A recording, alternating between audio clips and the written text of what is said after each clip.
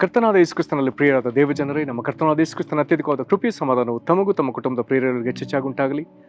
ಹೃದಯಂಗಮ ಮಾತಿನ ಮುಂಜಾನೆ ವಾಕ್ಯದ ಸರಣಿಯಲ್ಲಿ ಈ ತಿಂಗಳು ನಾವು ಯೇಸು ಕ್ರಿಸ್ತನ ಪ್ರಾಮುಖ್ಯ ಬೋಧನೆಗಳು ಎಂಬ ಶೀರ್ಷಿಕೆಯಡಿಯಲ್ಲಿ ಮತ್ತಾಯನು ಬರೆದ ಸುವಾರ್ತೆ 4ನೇ ಅಧ್ಯಾಯದಿಂದ 7ನೇ ಅಧ್ಯಾಯದವರೆಗಿನ ಆಯ್ದ ಭಾಗಗಳನ್ನ ನಾವು ಧ್ಯಾನಿಸುತ್ತಿದ್ದೇವೆ.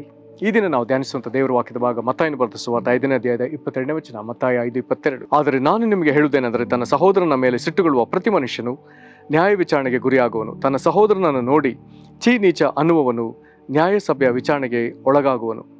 ಮೂರ್ಖ ಅನ್ನುವವನು ಅಗ್ನಿ ನರಕಕ್ಕೆ ಗುರಿಯಾಗುವನು. ಈ ವಾಕ್ಯಗಳನ್ನ ಗ್ರಹಿಸಲಿಕ್ಕೆ ನಾವು ಶಕ್ತರಾಗುವಂತೆ ದೇವರು ತಾನೇ ತನ್ನ ಆತ್ಮನ ಮೂಲಕ ನಮಗೆ ತನ್ನ ವಿಶೇಷ ಗ್ರಹಿಕೆನ ಅನುಗ್ರಹಿಸಲಿ. ಕರ್ತನಲ್ಲಿ ಪ್ರಿಯರೇ, ನಮ್ಮ ಕರ್ತನಾದ ಯೇಸು ಕ್ರಿಸ್ತನು ಈ ವಾಕ್ಯ ಭಾಗಗಳನ್ನ ಮಾತನಾಡುವಾಗ ಹಳೆ ಒಡಂಬಡಿಕೆಯ ವಚನಗಳನ್ನ ಉಲ್ಲೇಖಿಸುತ್ತಾ ಅಥವಾ ಮೋಶೆ ಧರ್ಮಶಾಸ್ತ್ರವನ್ನು ಉಲ್ಲೇಖಿಸುತ್ತಾ ಆತನು ನಮಗೆ ನಾವು ಗ್ರಹಿಸಬೇಕಾದ ಗ್ರಹಿಕೆಯನ್ನ ಆತನು ಸರಿಪಡಿಸ್ತಿದ್ದ. ಹಳೆ ಒಡಂಬಡಿಕೆಯವರಿಗೆ ಹೇಳಲ್ಪಟ್ಟದೆ ನರಹತ್ಯೆ ಮಾಡಬಾರದು. ಒಂದು ವೇಳೆ ಮೋಶೆ ಮೂಲಕ ದೇವರು ಕೊಟ್ಟಂತ ದಶಾಜ್ಞೆ ಅದು ಸರ್ವಕಾಲೀನ, ಎಲ್ಲಾ ಕಾಲಕ್ಕೂ ಎಲ್ಲಾ ದೇಶೀಯರಿಗೆ ನಾನಾ ವಿಧವಾದ ಜೀವನ ಪದ್ಧತಿಯಲ್ಲಿ ಜೀವಿಸುವ ಜನರೆಲ್ಲರಿಗೂ ಪ್ರಾಮುಖ್ಯವಾದ ಬೋಧನೆಗಳು. ಅದರಲ್ಲಿ ಒಂದು ಆಜ್ಞೆ ನರಹತ್ಯೆ ಮಾಡಬಾರದು. ಒಂದು ವೇಳೆ ಮೋಶೆ ಧರ್ಮಶಾಸ್ತ್ರದ ಪ್ರಕಾರ ನರಹತ್ಯೆ ಮಾಡಿದವನು ಸಾಬೀತಾದರೆ ಕೂಡಲೇ ಅವನನ್ನು ಕೊಲ್ತಿದ್ರು, ಮರಣದ ದಂಡನೆಯನ್ನು ವಿಧಿಸ್ತಿದ್ರು. ಅವನ ಮೇಲೆ ಅವನ ಸಮುದಾಯದವರು ಅವರು ಕಲ್ಲೆಸೆದು, ಸಮುದಾಯವೇ ಕಲ್ಲೆಸೆದು ಆತನನ್ನು ಕೊಲ್ತಿದ್ರು. ಈಗ ಯೇಸು ಕ್ರಿಸ್ತ ನಮಗೆ ಬೋಧಿಸ್ತಾ ಹೇಗೆ ಹೇಳ್ತಿದ್ದಾನೆ, ನರಹತ್ಯೆ ಮಾಡಬಾರದು, ನರಹತ್ಯೆ ಮಾಡುವವನು ನ್ಯಾಯ ವಿಚಾರಣೆಗೆ ಗುರಿಯಾಗುವನೆಂದು ಹಿರಿಯರಿಗೆ ಹೇಳಿದೆ ಎಂದು ನೀವು ಕೇಳಿದಿರಷ್ಟೇ. 21ನೇ ವಚನದಲ್ಲಿ ಹಿಂದಿನವರಿಗೆ ಹೇಳಿದ ಮಾತು. ಈಗ ಯೇಸು ಕ್ರಿಸ್ತನ ಅದನ್ನ ನಮಗೆ ಸರಿಗ್ರಹಿಕೆಯನ್ನು ಕೊಡ್ತಿದ್ದಾನೆ. ಏನು ಹೇಳ್ತಿದ್ದಾನೆ? ಆದರೆ ನಾನು ನಿಮಗೆ ಹೇಳುವುದೇನೆಂದರೆ, ತನ್ನ ಸಹೋದರನ ಮೇಲೆ ಸಿಟ್ಟುಗೊಳ್ಳುವ ಪ್ರತಿ ಮನುಷ್ಯನು ನ್ಯಾಯ ವಿಚಾರಣೆಗೆ ಗುರಿಯಾಗುವನು. ಅಲ್ಲಿ ನರಹತ್ಯೆ ಕೊಲೆ ಮಾಡಿದ್ದು ಸಾಬೀತಾದ್ರೆ ಶಿಕ್ಷೆ. ಆದರೆ ಇಲ್ಲಿ ಯೇಸು ಕ್ರಿಸ್ತನ ಹೇಳ್ತಿದ್ದಾನೆ ಸಹೋದರನ ಮೇಲೆ ಸಿಟ್ಟುಗೊಳ್ಳುವ. ಪ್ರೇರೆ, ಎಷ್ಟೋ ಸಾರಿ ನಾವು ಇತರರ ಮೇಲೆ ಸಿಟ್ಟುಗೊಂಡದ್ದು ಯಾರಿಗೂ ಗೊತ್ತಾಗಲ್ಲ, ಅದು ನಮ್ಮೊಳಗೆ ಮಾತ್ರ ನಮಗೆ ಗೊತ್ತು. ಆದ್ರೆ ಯೇಸು ಕ್ರಿಸ್ತನ ಹೇಳ್ತಾನೆ ಅದಕ್ಕೆ ನ್ಯಾಯ ವಿಚಾರಣೆ. ಹಾಗಾದ್ರೆ ಏನಿದು?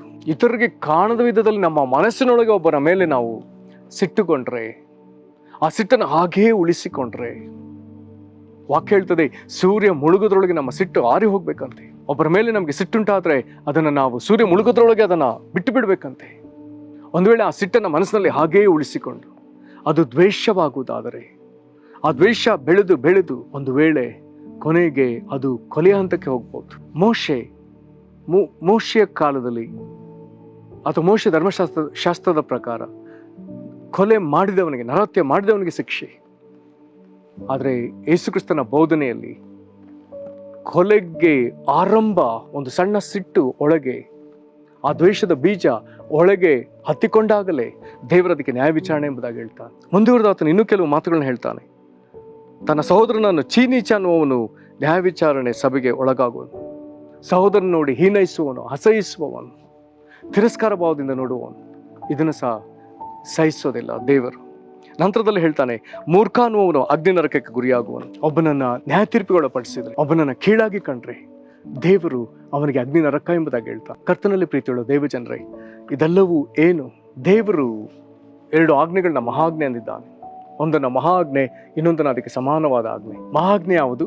ನಿನ್ನ ದೇವರಾದ ಯೆಹೋವನನ್ನ ಪೂರ್ಣ ಹೃದಯದಿಂದಲೂ, ಪೂರ್ಣ ಪ್ರಾಣದಿಂದಲೂ, ಪೂರ್ಣ ಬುದ್ಧಿಯಿಂದಲೂ, ಪೂರ್ಣ ಶಕ್ತಿಯಿಂದಲೂ ಪ್ರೀತಿಸಬೇಕು. ಇದು ಮಹಾಜ್ಞೆ. ಅದಕ್ಕೆ ಸಮಾನವಾದ ಮತ್ತೊಂದು ಆಜ್ಞೆ, ನಿನ್ನ ನೆರೆಯವನನ್ನ ನಿನ್ನಂತೆ ಪ್ರೀತಿಸಬೇಕು. ಹಾಗಾದರೆ 10 ಕಟ್ಟಳೆಗಳು, ದಶಾಜ್ಞೆಗಳನ್ನ ತೆಗೆದುಕೊಂಡ್ರೆ, ದಶಾಜ್ಞೆಗಳಲ್ಲಿ ಮೊದಲ 4 ಆಜ್ಞೆ ನಾವು ದೇವರಿಗೆ ಹೇಗೆ ನಡ್ಕೊಳ್ಳಬೇಕು, ನಂತರದ 6 ಆಜ್ಞೆಗಳು ಅದು ಮನುಷ್ಯರಿಗೆ ಹೇಗೆ ನಡ್ಕೊಳ್ಳಬೇಕು. ಪ್ರಿಯರೇ, ಹಾಗಾದರೆ ನಾನು ದೇವರಿಗೆ ಮಾತ್ರ ಸರಿಯಾಗಿ ನಡ್ಕೊಳ್ತೇನೆ, ನನ್ನ ಪ್ರತಿ ನಿತ್ಯದ ಭಕ್ತಿಯ ಕರ್ಮಾಚಾರಗಳನ್ನ ನಾನು ಸರಿಯಾಗಿ ಮಾಡ್ತೇನೆ ಎಂಬುದಾಗಿ ನಾವು ಬೇಗೋದಾದ್ರೆ, ಅದೇ ವೇಳೆಯಲ್ಲಿ ಜೊತೆ ಮನುಷ್ಯರನ್ನ ನಾವು ಹೀನೈಸ್ತಿರುವುದಾದ್ರೆ ದೇವರು ನಮ್ಮನ್ನ ಒಪ್ಪಲ್ಲ.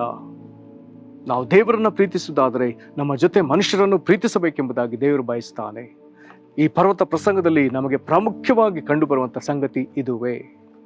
ಒಂದು ಕಡೆ ನಾವು ದೇವರನ್ನು ಪ್ರೀತಿಸಬೇಕು, ಇನ್ನೊಂದು ಕಡೆ ಜೊತೆ ಮನುಷ್ಯರನ್ನು ಪ್ರೀತಿಸಬೇಕು. ಆಗ ದೇವರು ನಮ್ಮನ್ನು ಒಪ್ತಾನೆ. ಹಾಗಾದರೆ ಈ ಭಾಗಗಳಿಗೆ ನಡ್ಕೊಳ್ಳುವುದಕ್ಕೆ ದೇವರಾತ್ಮ ನಮ್ಮನ್ನು ಬಲಪಡಿಸಲಿ. ಹಾಗಾಗಿ ಸಹೋದರ ಪ್ರೇಮದ ಕುರಿತು ಕರ್ತನಾದ ಯೇಸು ಕ್ರಿಸ್ತ ನಮಗೆ ಕಲಿಸ್ತಾನೆ. ಹಾಗಾದ್ರೆ ಯಾರ ಮೇಲಾದ್ರೂ ನಮಗೆ ದ್ವೇಷ ಬರ್ತದ, ಯಾರ ಮೇಲಾದ್ರೂ ಬೇಸರವಾಗ್ತದ, ನಾವು ಬೇಗ ಅದನ್ನ ಕ್ಷಮಿಸಿ ಬಿಡುವುದಕ್ಕೆ ಯೇಸು ಕ್ರಿಸ್ತನ ಕಲಿಸಿಕೊಡ್ತಾನೆ. ಒಬ್ಬರ ಮೇಲೆ ದ್ವೇಷ ಉಳಿದ್ರೆ ನಮ್ಮ ಹೃದಯವನ್ನು ಪರೀಕ್ಷಿಸಿಕೊಳ್ಳಬೇಕು. ಅವರ ಮೇಲೆ ನಮ್ಮ ಹೃದಯದಲ್ಲಿ ದ್ವೇಷ ಉಳಿಸಿಕೊಳ್ಳಲೇಬಾರದು. ಅವ್ರನ್ನ ಕ್ಷಮಿಸಬೇಕು. ವೈರಿ ಪದೇ ಪದೇ ದ್ವೇಷವನ್ನು ತರುವಾಗಲ್ಲ, ದೇವರ ಮುಂದೆ ದೇವರಿಲ್ಲ, ನಾನು ಯೇಸು ಕ್ರಿಸ್ತನ ಹೆಸರಲ್ಲಿ ಅವನ್ನ ಕ್ಷಮಿಸ್ತೇನೆ ಅಂತ ಹೇಳ್ಬೇಕು. ರೋಮ 5:5 ವಚನವನ್ನು ಹಿಡಿದು ಪ್ರಾರ್ಥಿಸಲಿಕ್ಕೆ ಸಾಧ್ಯವಿದೆ. ಅಲ್ಲಿ ಹೇಳ್ತದೆ, ದೇವರು ನಮ್ಮ ಹೃದಯಗಳಲ್ಲಿ ತನ್ನ ಪ್ರೀತಿರಸವನ್ನು ಪವಿತ್ರಾತ್ಮ ಮೂಲಕ ಧಾರಾಕಾರವಾಗಿ ಸುರಿಸ್ತಾನೆ. ಹಾಗಾದ್ರೆ ನಮಗೆ ಸೈತಾನನೊಬ್ಬ ಸಹೋದರಿಯ ನಡುವೆ ದ್ವೇಷವನ್ನು ತರುವಾಗ ಬೇಗ ಪ್ರಾರ್ಥಿಸು, ದೇವರೇ ಅವ್ರನ್ನ ಕ್ಷಮಿಸ್ತೇನೆ, ನೀನು ಅವ್ರನ್ನ ಕ್ಷಮಿಸು, ಅವ್ರನ್ನ ಬಿಡುಗಡೆ ಮಾಡು. ನಮ್ಮಿಬ್ಬರ ನಡುವೆ ಈಗ ನೀನು ದೇವರೇ ನಿನ್ನ ಪ್ರೀತಿಯನ್ನು ಸುರಿಸು, ನಾವು ಪರಸ್ಪರ ಕ್ರಿಸ್ತನ ಪ್ರೀತಿಯಲ್ಲಿ ಜೀವಿಸಲಿಕ್ಕೆ ನಮಗೆ ಸಹಾಯ ಮಾಡು. ನಾವು ಪ್ರಾರ್ಥಿಸಬೇಕಾದ ಪ್ರಾರ್ಥನೆ. ಕರ್ತನಲ್ಲಿ ಪ್ರೀತಿಯುಳ್ಳ ದೇವ ಜನರೇ, ಯೇಸು ಕ್ರಿಸ್ತ ನಮಗೆ ಇದನ್ನು ಅವಶ್ಯವಾಗಿ ಕಲಿಸ್ತಾನೆ. ಈ ಬೋಧನೆಯನ್ನು ನಾವು ಅಂಗೀಕರಿಸೋಣ. ಇದರ ನಿಮಿತ್ತ ನಾವು ದೇವರೊಂದಿಗೆ ಸಮಾಧಾನದಿಂದ ಇರಲಿಕ್ಕೆ ಸಾಧ್ಯ, ಇತರರೊಂದಿಗೆ ಸಮಾಧಾನದಿಂದ ಇರಲಿಕ್ಕೆ ಸಾಧ್ಯ. ಯೇಸು ಕ್ರಿಸ್ತನ ಕೆಲವು ಗಂಭೀರವಾದ ಸಂಗತಿಗಳನ್ನ ಹೇಳ್ತಾನೆ. ಮತ್ತಾಯನು ಬರೆದ ಸುವಾರ್ತೆ 18ನೇ ಅಧ್ಯಾಯದಲ್ಲಿ ಆತನು ಕ್ಷಮಾಪಣೆ ವಿಚಾರವನ್ನು ತೆಗೆಯುವಾಗ 35 ವಚನದಲ್ಲಿ ಹೀಗೆ ಹೇಳ್ತಾನೆ, ನಿಮ್ಮಲ್ಲಿ ಪ್ರತಿಯೊಬ್ಬನು ತನ್ನ ಸಹೋದರನಿಗೆ ಮಾನಪೂರ್ವಕವಾಗಿ ಕ್ಷಮಿಸದೆ ಹೋದರೆ ಪರಲೋಕದಲ್ಲಿರುವ ನನ್ನ ತಂದೆ ನಿಮಗೆ ಹಾಗೆಯೇ ಮಾಡುವನು. ಕ್ಷಮಿಸದೆ ಹೋದರೆ ದೇವರಿಂದಲೂ ಕ್ಷಮಾಪಣೆ ಇಲ್ಲ. ಪ್ರೇರೆ ಅವಶ್ಯ. ಇದನ್ನು ಮಾಡೋದಕ್ಕೆ ದೇವರು ನಮ್ಮನ್ನು ಬಲಪಡಿಸಲಿ. ನಮ್ಮನ್ನು ಒಪ್ಪಿಸಿಕೊಡೋಣ. ಪರಲೋಕ ತಂದೆ ಈ ದಿನ ನಮ್ಮನ್ನು ಯೇಸು ಕ್ರಿಸ್ತನ ಹೆಸರಿನಲ್ಲಿ ಸನ್ನಿಧಿಯಲ್ಲಿ ಪರೀಕ್ಷಿಸಿಕೊಳ್ತೇವೆ, ನಮ್ಮ ಹೃದಯವನ್ನು ಪರೀಕ್ಷಿಸಿಕೊಳ್ತೇವೆ. ಎಲ್ಲಿ ನಾವು ತಪ್ಪಿದ್ದೇವೆ ನಮ್ಮನ್ನು ಮನ್ನಿಸಿರಿ. ಕರ್ತನೆ, ಸಹೋದರನ ಮೇಲೆ ಸಿಟ್ಟುಕೊಂಡಿದ್ದರೆ ದೇವರು ಅದನ್ನು ಬಿಟ್ಟು ಬಿಡ್ತಾನೆ. ಸ್ವಾಮಿ, ಯಾರ ಮೇಲೆ ನನಗೆ ಸಿಟ್ಟು ದ್ವೇಷವಿದೆಯೋ ಅವ್ರನ್ನ ಕ್ಷಮಿಸ್ತೇನಪ್ಪ. ವೈರಿ ಎಷ್ಟೇ ಸಾರಿ ನನ್ನ ಹೃದಯದೊಳಗೆ ದ್ವೇಷದ ಕಿಚ್ಚು ಹಚ್ಚಿದ್ರು, ಸಿಟ್ಟು ಉಂಟಾದ್ರು, ಅದನ್ನ ಕ್ಷಮಿಸ್ತೇನೆ. ಸೂರ್ಯನ ಮುಳುಗೋದ್ರೊಳಗಾಗಿ ಕೋಪವು ತಿರಬೇಕೆಂಬುದಾಗಿ ಹೇಳಿದೆಲ್ಲ, ಕರ್ತನೆ ಕ್ಷಮಿಸ್ತೇನೆ ಸ್ವಾಮಿ. ದೇವರೇ, ಯಾರನ್ನ ನಾನು ನೀಚ ಅಂದಿದ್ದೇನೋ ಅದಕ್ಕಾಗಿ ಕ್ಷಮೆ ಕೇಳ್ತೇನೆ. ಯಾರನ್ನ ಮೂರ್ಖ ಅಂದಿದ್ದೇನೋ ಅದಕ್ಕಾಗಿ ಕ್ಷಮೆ ಕೇಳ್ತೇನೆ. ದೇವರೇ, ನಮಗೆ ಯಾರನ್ನ ನಡುವೆ ದ್ವೇಷವಿದೆಯೋ ಸಿಟ್ಟಿದೆಯೋ ದೇವರೇ, ನಮ್ಮ ನಡುವೆ ಕ್ರಿಸ್ತನ ಪ್ರೀತಿಯನ್ನು ಸ್ವಾಮಿ. ಅಪ್ಪ, ನಾವು ಕ್ಷಮಿಸ್ತೇವೆ. ಪರಲೋಕ ತಂದೆ, ನೀನವನ್ನು ಕ್ಷಮಿಸಿ ಸೇರಿಸಿಕೊಳ್ಳುವಂತೆ ನಾವು ಕ್ಷಮಿಸ್ತೇವೆ ಸ್ವಾಮಿ. ನಮ್ಮ ಬಂಧುಗಳು, ನೆರೆಹೊರೆಯವರು, ಸ್ನೇಹಿತರು, ಅಕ್ಕಪಕ್ಕದವರು ಯಾರೇ ಆಗಿದ್ರು ಅವ್ರನ್ನ ಕ್ಷಮಿಸೋದಕ್ಕೆ ನಮ್ಮನ್ನು ಒಪ್ಪಿಸಿಕೊಡುತ್ತೇವೆ. ನಿನ್ನ ದಯೆ ನಮ್ಮ ಮೇಲಿರಲಿ. ಕರ್ತನಿಗೆ ಪ್ರಾರ್ಥಿಸುವ ಪ್ರತಿಯೊಬ್ಬ ಸಹೋದರನ ಆಶೀರ್ವದಿಸಿ ಅವ್ರನ್ನ ಕ್ಷಮಿಸಿ ನಿನ್ನ ಸಮಾಧಾನ ಕೊಡು. ಮುರಿದ ಸಂಬಂಧಗಳ ನಡುವೆ ಕ್ರಿಸ್ತನೇ ನಿನ್ನ ಪ್ರೀತಿಯನ್ನು ಸ್ವಾಮಿ. ಮುರಿಯಲ್ಪಟ್ಟ ಜೀವಿತಗಳು ಕಟ್ಟಲ್ಪಡಲಿ. ಕುಟುಂಬದ ಸದಸ್ಯರೊಳಗಿರುವಂಥ ದ್ವೇಷಗಳು ಸಮಾಧಾನ ಪ್ರೀತಿಗೆ ತಿರುಗಲಿ. ನೆರೆಹೊರೆಯವರ ಸಂಗಡ, ದೈವಜನರ ಸಂಗಡ, ನಿನ್ನನ್ನು ಅರಿಯದ ಜನರ ಸಂಗಡ, ಕರ್ತನೆ ಜೊತೆ ಕೆಲಸಗಾರರ ಸಂಗಡ, ಎಲ್ಲಿ ಕರ್ತನೆ ದ್ವೇಷವಿದೆಯೋ ಸಿಟ್ಟು ಇದೆಯೋ ಅದೆಲ್ಲವೂ ಯೇಸು ಕ್ರಿಸ್ತನ ಹೆಸರಿನಲ್ಲಿ ತೆಗೆದುಹಾಕಲ್ಪಡಲಿ. ಕ್ರಿಸ್ತನ ಪ್ರೀತಿಯಲ್ಲಿ ಕರ್ತನೆ ಸ್ಥಾಪನೆ ಆಗಲಿ.